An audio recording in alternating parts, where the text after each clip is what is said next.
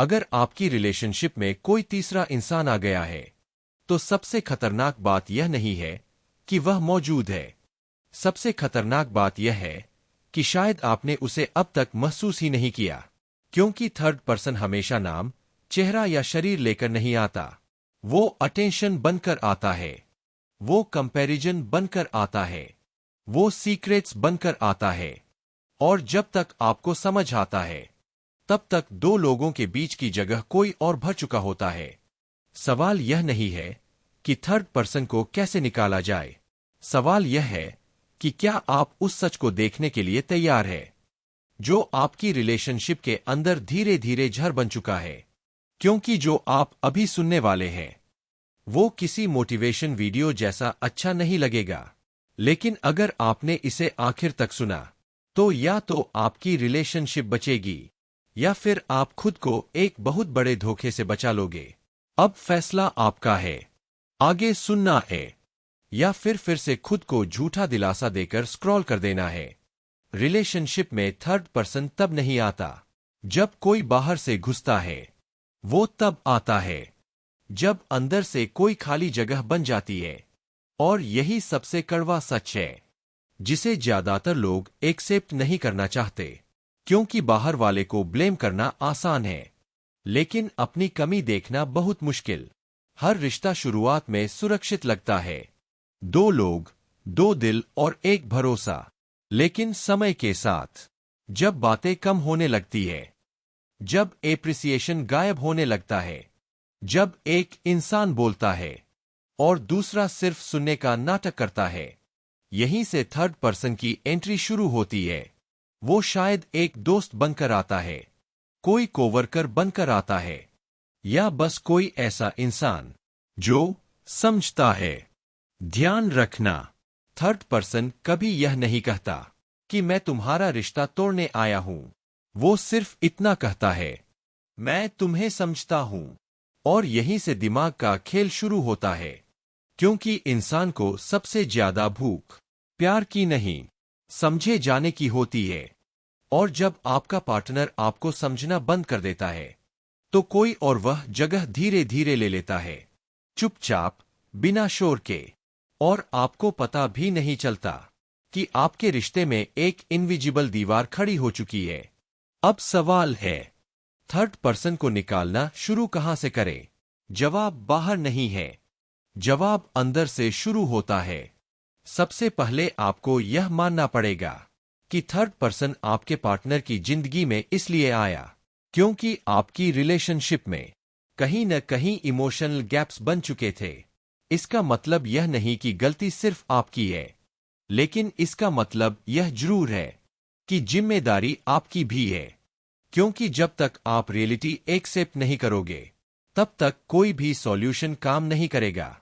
बहुत लोग कहते हैं, बस कांटेक्ट बंद करवा दो, ब्लॉक करवा दो, मिलने से रोक दो।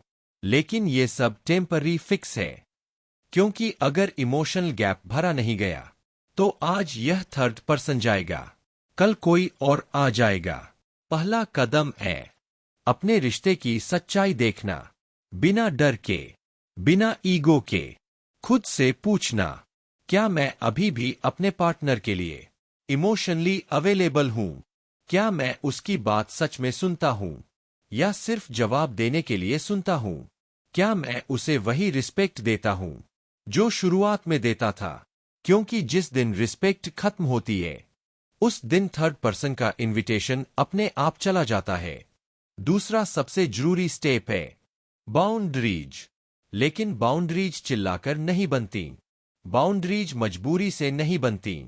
बाउंड्रीज तब बनती है जब आप अपनी वैल्यू समझते हो, जब आप शांत तरीके से कहते हो, यह चीज मुझे असुरक्षित महसूस कराती है, बिना आरोप लगाए, बिना ड्रामा किए। क्योंकि जैसे ही आप ब्लेम करते हो, सामने वाला डिफेंसिव हो जाता है, और डिफेंसिव इंसान कभी सच नहीं सुनता। थर्ड पर्सन को निकालने का एक साइकोलॉजिकल रूल है, जितना ज्यादा आप कंट्रोल करोगे, उतना ही आप खो दोगे। क्योंकि कंट्रोल डर से आता है, और डर रिश्ते को और कमजोर बनाता है। आपको कंट्रोल नहीं, क्लैरिटी लानी है।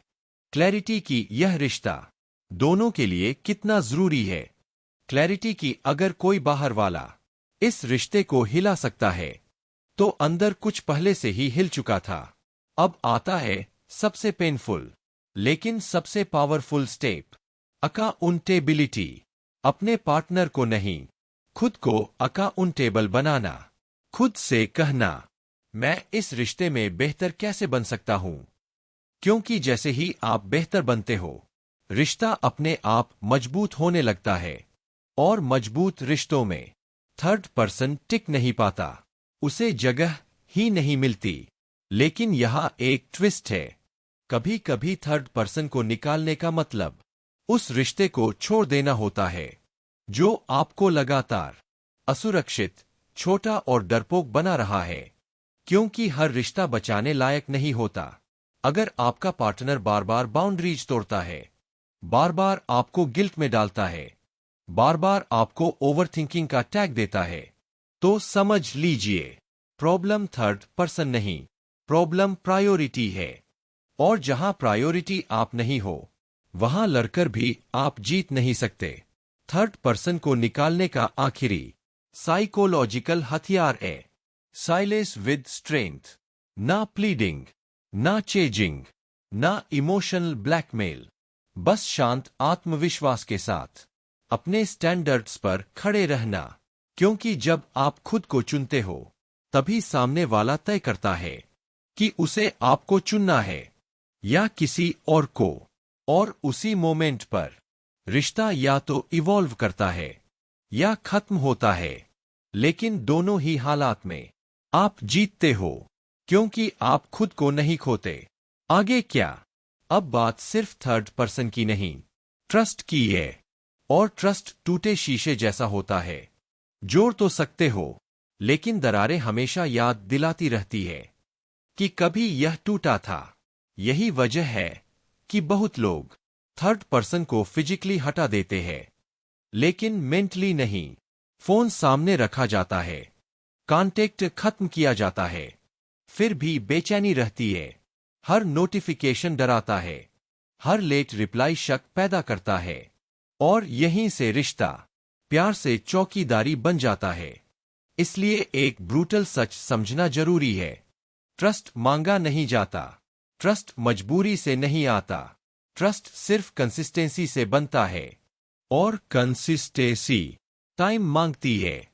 कभी कभी थर्ड पर्सन जाने के बाद भी रिश्ता ठीक नहीं होता, क्योंकि असली प्रॉब्लम थर्ड पर्सन नहीं होता।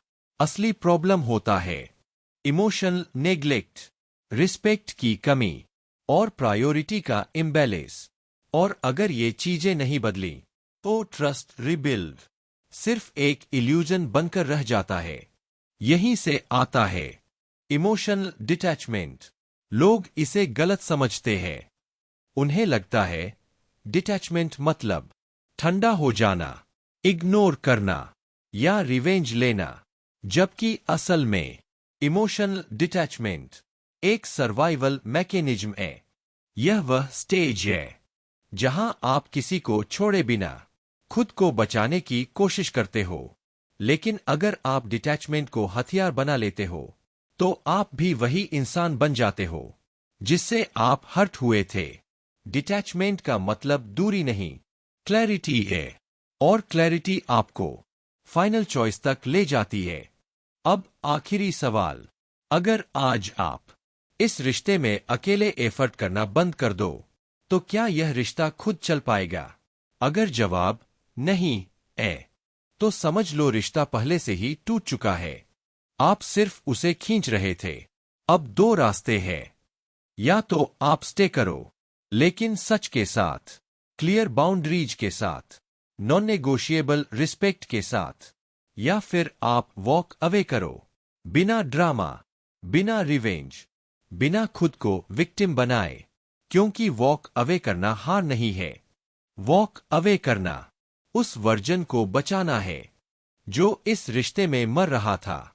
याद रखना, थर्ड पर्सन किसी रिश्ते का कारण नहीं होता, वो सिर्फ रिजल्ट होता है। कॉज हमेशा अंदर होता है, और जो इंसान यह सच समझ लेता है, वो अगली बार सिर्फ प्यार नहीं चुनता, वो सही इंसान चुनता है। अगर यह बात आपको अनकंफर्टेबल लगी है, तो शायद यही इसकी जरूरत थी।